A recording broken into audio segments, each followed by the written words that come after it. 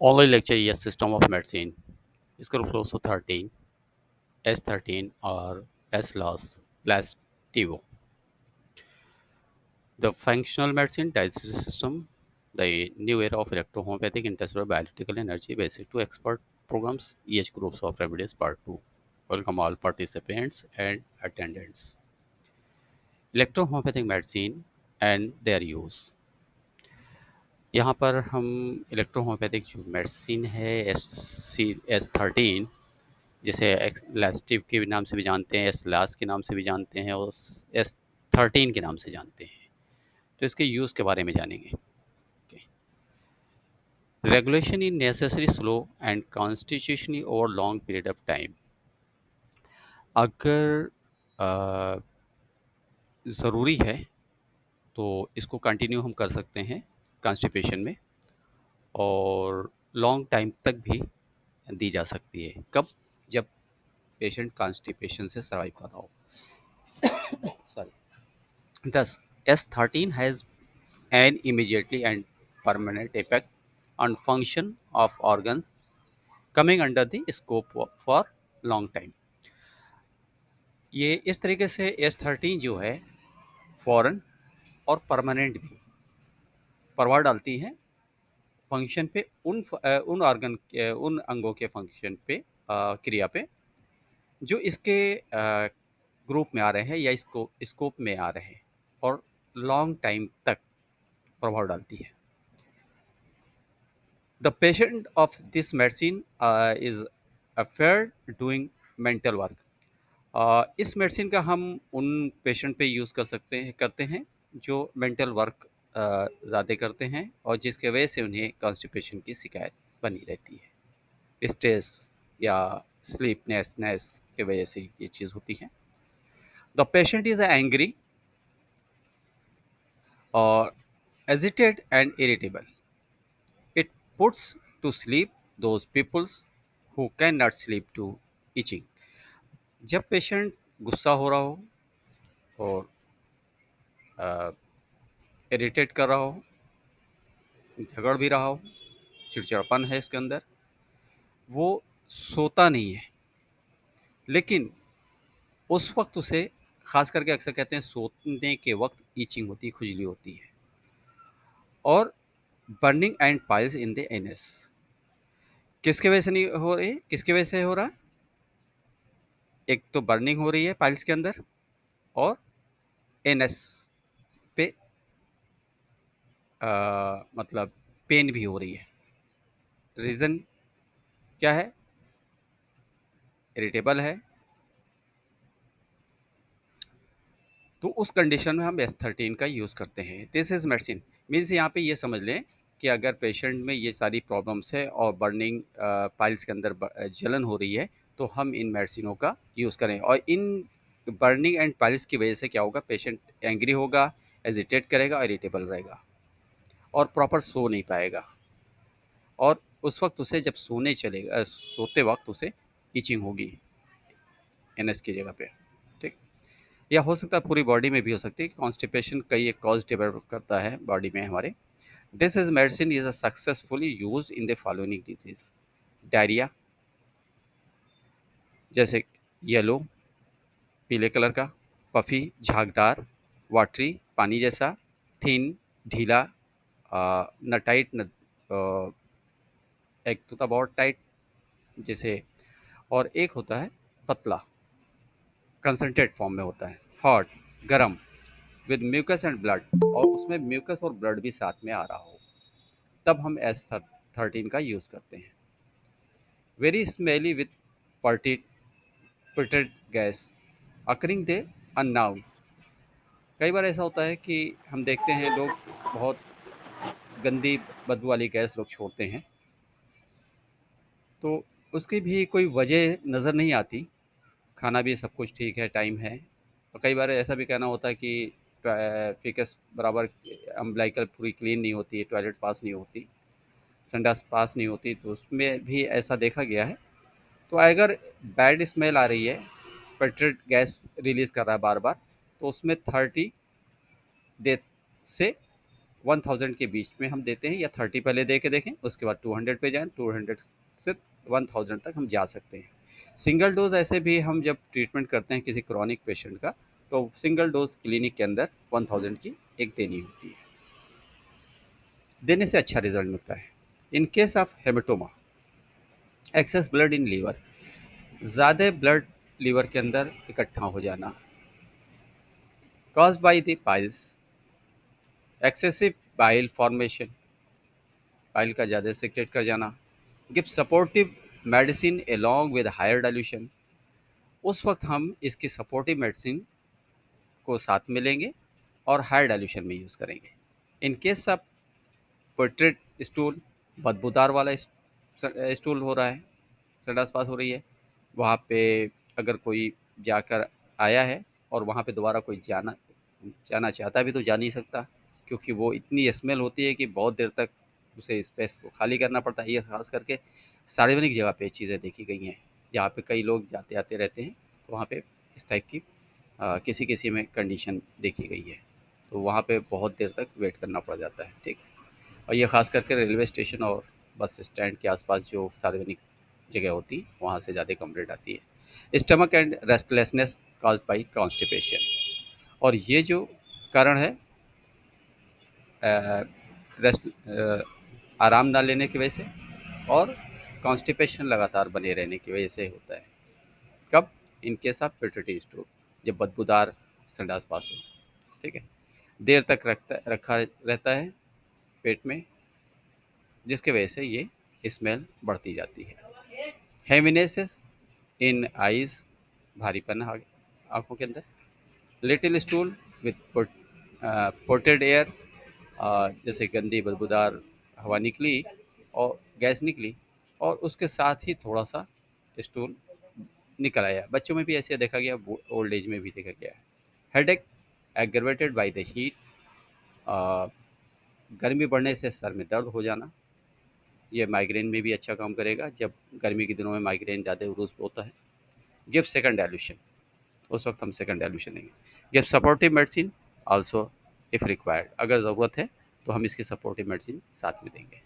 In case of heaviness in anus, भारीपन अगर anus पे है, caused by stool getting filled from rectum into intestine, ऐसा महसूस हो रहा है कि अभी संडास होगी और स्टूल पास होगा, लेकिन जाते हैं नहीं होता है, और हैवीनेस भारीपन लगता है, कहाँ से? Getting filled from rectum to intestine, rectum means anus की जो प्लेस है वहाँ जहाँ पे स्टोर होता है, और उसे लेकर इंटेस्टाइन, लार्ज इंटेस्टाइन तक। Piles like bunch of grapes, और पाइल्स जो है ग्रेप के गुच्छे जैसा अगर है, इंटेस्टाइन रंबलिंग, आंतों का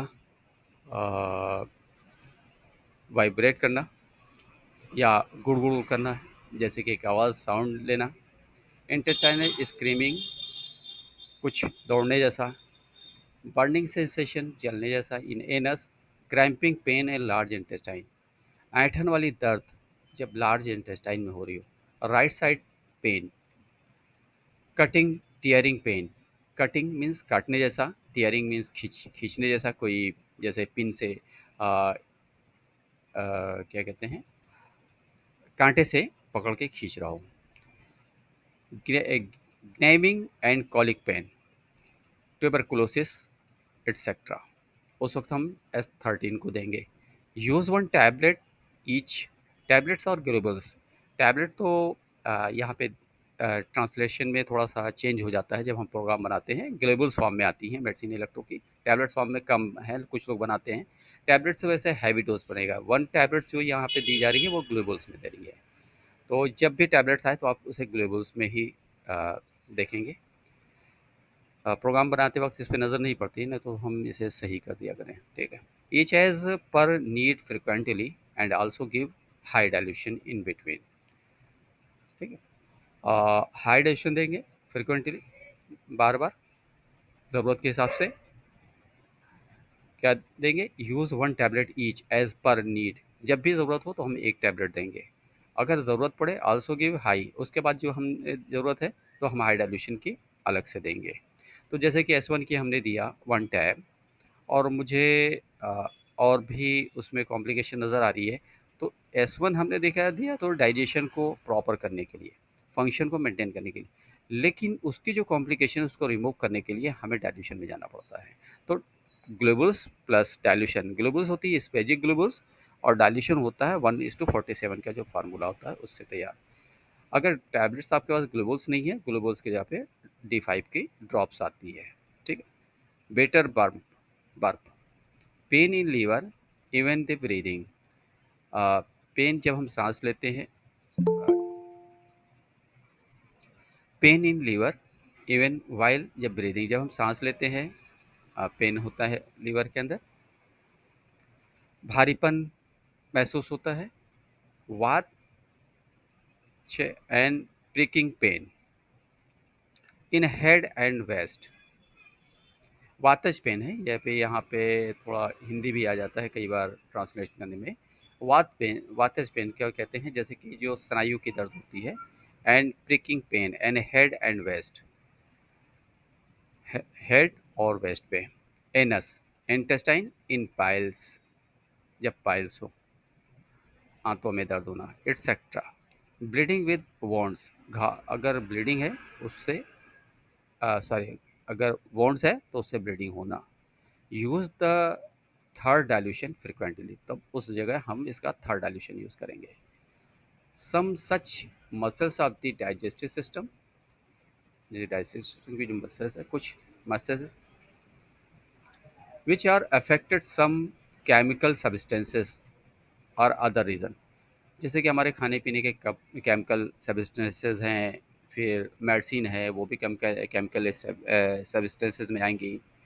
फिर हमारा जो वाटर है वो अगर प्योर ना हो, कुछ इन्फेक्टेड हो, या फिर हमारा जो फूड है उसमें तमाम तरीके के प्रिजर्वेटिव पड़ते हैं, तो वो भी केमिकल सब्सटेंसेस हमारी बॉडी के अंदर पहुंचते हैं, जिसके वजह से the nervous system that organ become inactive, उसके वजह से हमारा नर्वस सिस्टम इनएक्टिव हो जाता है। जैसे कि बाहर का बार बार बहुत ज़्यादा फास्ट फूड का लेना, due to which there is no feeling of any kind of it, और उसमें किसी तरीके का महसूस नहीं होना।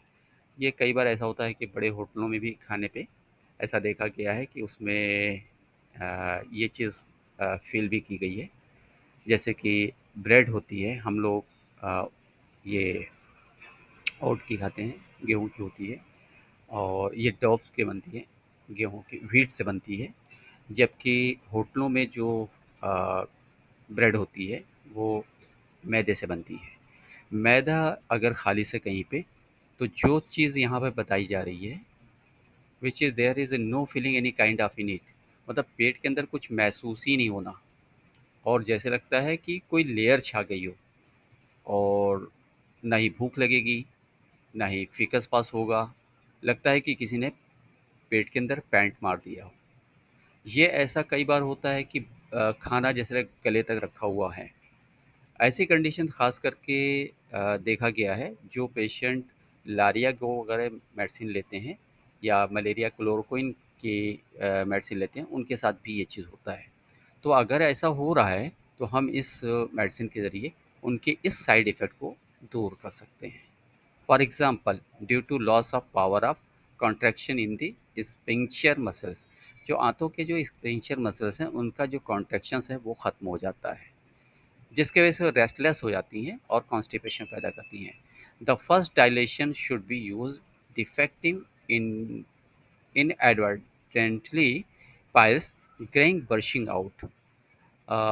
फिर इस जो द फर्स्ट डायलेशन डायलेशन और ये जब स्पिंक्चर मसल्स जब डायलेट होती हैं तो डिफेक्टिव हो जाती हैं इंटरवेंशनली, और पाइल्स की जो ग्रेन पाइल्स होते हैं, जो पाइल्स के गुच्छे होते हैं, ब्रुशिंग उसमें फट जाती है, छिल जाते हैं, आउट बाहर की तरफ निकल भी आते हैं, etcetera. It is a cures the skin disease occurring in the cold season. अगर ठंडक में भी कई बार ऐसा होता है कि स्किन क्रैक कर जाती है, तो उसमें भी हम इस मेडिसिन का यूज़ करते हैं। The medicine is increase appetite ये मेडिसिन भूख को बढ़ाती in the first dilution, such soaking 5 globes in the morning and 5 globes in the evening acts as a tonic। इसको हम अगर किसी को लॉस ऑफ एपेटाइट्स है तो 5 Global's morning and 5 tablets in evening देकर उनकी भूख को इंक्रीज कर सकते हैं। It is the produce thinning and dry saliva, ये पतला और ड्राई सलाइवा पैदा करती है। बहुत बार ऐसा होता है सलाइवा इतना ज़्यादा होता है कि मुँह से लोगों के बाहर आता रहता है, बात करते हैं तो एक दूसरे के मुंह पे उछल के पड़ता रहता है। तो अगर सलाइवा की भी प्रॉब्लम है इस टाइप की, किसी की बात करने में छींटे उड़ते हैं सामने, तो इस मेडिसिन का यूज़ कराया जा सकता है, दिया जा सकता है। या फॉग, जैसे एक मूवी आई थी कोई थी जिसमें फॉग बनता है और सामने वाला मुंह अपना बचाता रहता है तो बात करने में।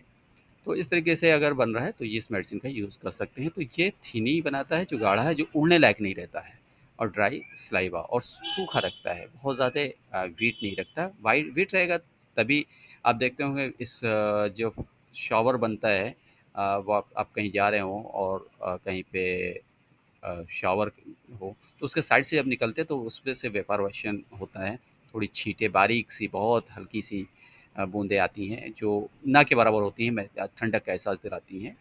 तो एक धुंध सी बनती है, फोक सी बनाती है। तो उस टाइप की जो अगर पतला होगा, बारीक से बारीक होगा क्रिस्टल, तो ही हवा में उड़ेगा और अ, इस टाइप की इफ़ेक्ट पैदा करेगा। तो इसमें हम इस मेडिसिन को दे करके इस चीज़ को रोका जा सकता है। Elements the dryness the throat, ये थ्रोट के सूखेपन, जब थ्रोट सूख रहा हो तब इसे हम देते हैं और इससे थ्रोट को हम वेट कर सकते हैं, नम कर सकते हैं। Use the second dilution in case of इम्पर्टी mind in feeling tight head, जब सर में भारीपन खिंच, जैसे लगता है किसी ने पट्टा बांध दिया हो या सर में किसी ने बैंड रख लिया, कई बार ऐसा होता है, हो जाता है। तो यूज़ द सेकंड डाइल्यूशन, उस वक्त हम सेकंड डाइल्यूशन देंगे।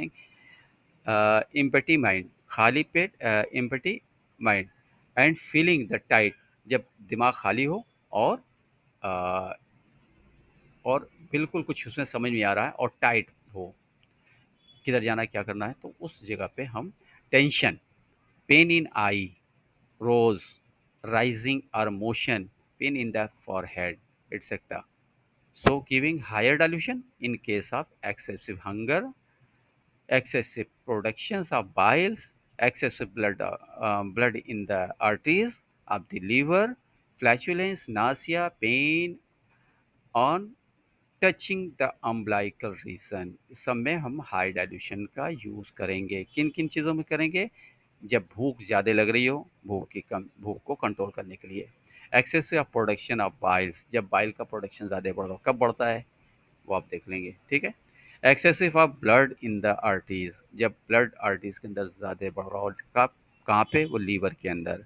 फ्लैचुलेंस, जब गैस बन रही हो। नाजिया, जब वॉमिट जैसा लगता हो। Pain on the touching in umbilical, पेट पे हाथ रखते ही उछल जाता हो पेशेंट, अरे बहुत दर्द हो रहा है, तो उस कंडीशन में हम इसको देंगे। नाजिया विद हेडेक, अगर नाजिया के साथ हेडेक भी जुड़ा हुआ है, हैवीनेस इन द आई, डिफिक डिफिकेशंस इमीडिएटली आफ्टर ईटिंग, खाने के बाद फ़ौरन सर भारी हो गया, आँखों में भारीपन आ गया, और आफ्टर ईटिंग जो है डिफेक्टिंग इमीडिएटली आफ्टर ईटिंग, खाने के बाद फ़ौरन ये सारी चीज़ हो गई। एक्सेसिव गैस लेस स्टूल, ज़्यादा गैस हो रहा है, कम स्टूल पास हो रहा है। Less pen after defecation, weakness, अच्छा पेन कम है आफ्टर डिफिकेशन, संडास में कंप्लीट करने के बाद वीकनेस महसूस होना, स्वेटिंग एंड फेंटिंग ज़्यादा आना, constant pain and due to the pushing the anus, और हमेशा पेन एनस की तरफ पुश वाली दर्द का महसूस होना। कॉलिक पेन, पेट पेट में दर्द होना। एब्डोमिनल पेन, कॉलिक खिंचाव जैसा दर्द होना। Abdominal pain, whole abdominal pain, stomach and cholera, तो उस वक्त हम इस मेडिसिन का यूज़ करते हैं। शक ऑन टैबलेट, एक ग्लूकोज शॉक करते हैं, each quickly as per requirement, जब भी ज़रूरत हो तो एक हम टैबलेट को ले देते हैं। It is a excellent medicine for the tap warm and warms, ये बेहतरीन बहुत ही अच्छी मेडिसिन है tapeworm and worms की all types. ठीक है, using the medicine is a positive dose causing inflammation of the intestine mucous membrane gland and their air channels. उसके इसका जो है हम पॉजिटिव डोज कब देंगे जब इन्फ्लामेशन हो इंटेस्टाइन में म्यूकस मेम्ब्रेन पे ग्लैंड्स पे एंड देयर एयर चैनल और ग्लैंड्स के उनके एयर चैनल्स पे it is stimulate the drain and removes constipation ये स्टिमुलेट करती है और ड्रेन करती है और रिमूव करती है किस चीज़ को कॉन्स्टिपेशन को ख़त्म करती है to eliminate blood accumulation in the brain और ये ब्लड के कलेक्शन को कॉन्स्टिपेशन की वजह से ब्लड जो कलेक्ट हो रहा है ब्रेन के अंदर उसको भी ड्रेन करती है वर्टिगो चक्कर को दूर करती है जैसे कॉन्स्टिपेशन की वजह से चक्कर आ जाता है स्टमक पेन एटसेट्रा पेट में दर्द भी होती है कॉन्स्टिपेशन की वजह से caused by the constipation 1 to 3 drops of medicine should be added as a per requirement of fruit juice इसकी ज़रूरत के हिसाब से इसकी 1 से 3 ड्रॉप मेडिसिन फ्रूट जूस के अंदर देते हैं मिल्क ऑफ काऊ के अंदर देते हैं बफेलो के मिल्क के अंदर देते हैं गोट मिल्क के अंदर देते हैं इट्स लूक वर्म वाटर शरबत Honey solution and should be drunks in morning and evening 2 time हम देंगे ठीक है तो किन किन चीज़ों में देंगे रिक्वायरमेंट फ्रूट जूस होगा मिल्क होगा buffalo milk got milk etcetera और दूसरी चीज़ों में वाटर में भी देंगे शरबत भी देंगे हनी में दे सकते हैं solution with should be drink ठीक to remove chronic constipation mix 1 or 2 drops of medicine 100 ml water drink several times in a day in small quantity अगर क्रॉनिक कॉन्स्टिपेशन किसी को है तो इसका 1 या 2 ड्रॉप 100 ml डिस्टिल वाटर में डालेंगे और दिन भर में इसको पूरा करेंगे the actually properties of this medicine are that removes constipation help bowels movement it's antacid strength the body stop bleeding release pain includes induces sleep helps wounds and is great medicine that remove constipation ये जो ख़ास करके इस medicine का जो use है ये work function है रिमूव करती है कॉन्स्टिपेशन को हेल्प करती है हेल्प इन बॉवल मूवमेंट आंतों के मूवमेंट को हमारे सही बॉवल के मूवमेंट को सही करती है और ये एंटासिड रिलीज़ करती है स्ट्रेंथ ये मजबूत करती है बॉडी को हमारे स्टॉप ब्लीडिंग ब्लीडिंग को रोकती है अगर कहीं से भी हो रही है इंटेस्टाइन के अंदर रिलीव्स पेन्स पेन में आराम करती है इंड्यूस स्लीप और ये आराम से नींद लाने वाली है health heels wants and is a great medicine ये अगर डाइजेस्टिव ट्रैक से लगी हुई अगर कहीं पे वॉन्ट्स भी हैं तो उसे हेल्प करने का भी काम करती है तो इस तरीके से अगर देखा जाए तो ये एक सपोर्टिव मेडिसिन हो गई अ, ये पाइल्स के लिए हेमोराइड के लिए ओके थैंक यू आज का लेक्चर यहाँ कंप्लीट होता है एनी टाइप्स ऑफ डाउट है तो आप यहाँ पर